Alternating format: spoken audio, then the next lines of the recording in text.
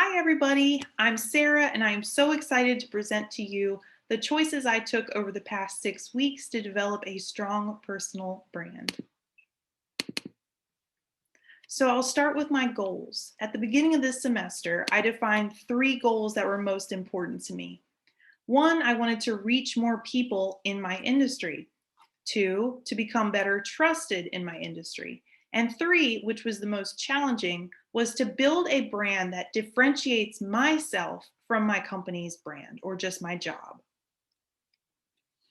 So I started, like we all did, with a little bit of soul searching. I had to define, who am I?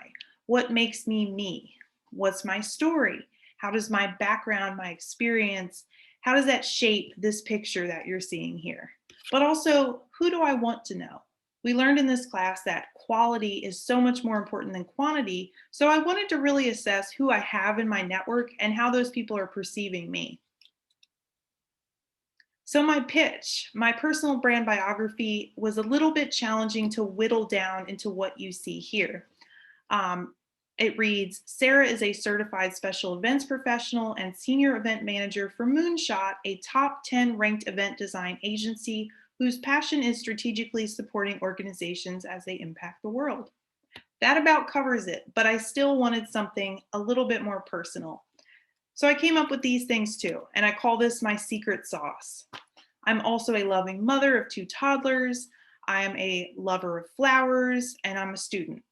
Those things are just as vital to who I am as is my job description. So, in certain instances, I won't lead with these facts, but they are still important to who I am. So, this leads me to social media, how I presented myself on different platforms just based on what is appropriate.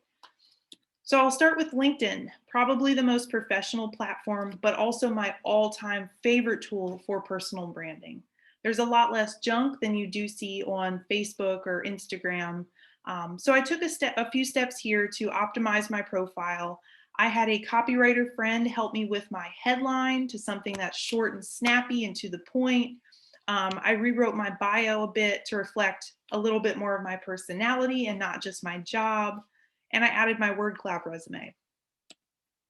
I also became more engaged with my existing network. I shared and I commented a lot and I got my name out there.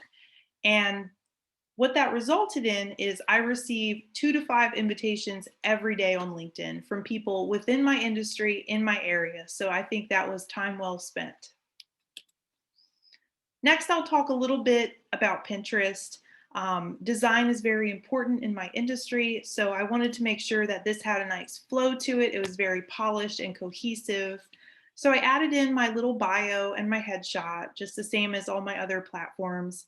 But this one's a little bit more personal. I did put I'm a mom, because I've got some parenting stuff in here, some home decor stuff. It's not strictly for work only.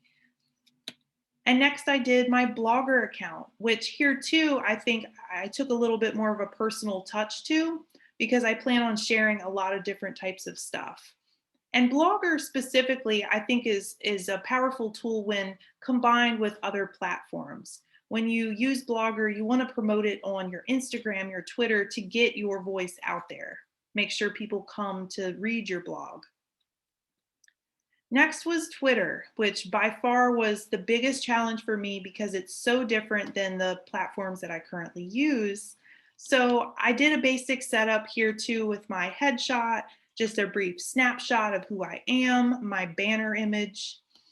Um, and I really loved how much I learned from my classmates. You guys were so willing to help me, and I really enjoyed how we were tagging not just one other person, but multiple other people. So we were able to collaborate on ideas and come away from this article in particular with a bigger picture view. And that leads me to Instagram and Facebook. I didn't do a lot to those platforms because I tend to use them for personal use only.